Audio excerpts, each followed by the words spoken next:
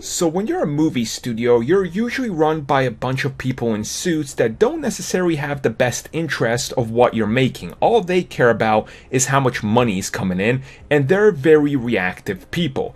Now, it stands to reason that due to Deadpool's huge success at the box office being an R-rated movie, which was then followed up by Logan, another comic book R-rated movie that didn't show any signs of slowing down or anything like that, that other studios want to jump in here and take a piece of that delicious, delicious money pie. So it stands to reason that one of the big two is eventually going to dive into this, and more than likely it's going to be the DC Cinematic Universe that takes the first approach. Now, I don't think it's going to happen with re-editing of any movies like Justice League or anything like that. More so, I think they already had something in mind, like the recently in limbo Justice League Dark, but that doesn't seem to be moving anywhere.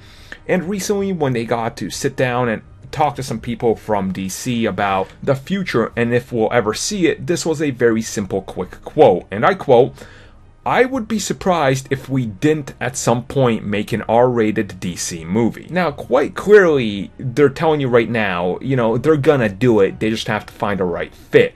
Like I said, I think Justice League Dark would have been it, but that's not going anywhere, so another likely choice would probably be something like Lobo.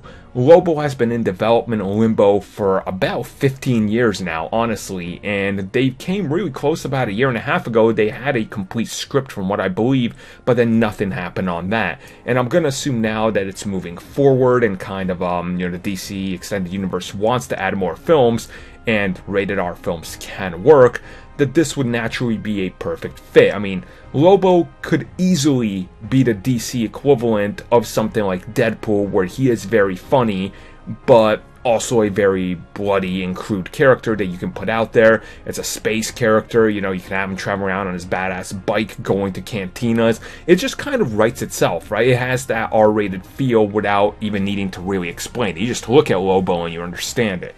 So I think it's going to happen, at the earliest I would guess maybe 2019, but optimistically 2020, 2021 is probably when you're going to see it.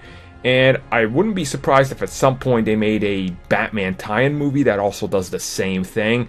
Maybe something like Nightwing they could, use as a test ground. Something that it can make on the cheaper end. Not too many special effects, but also do that whole bloody thing.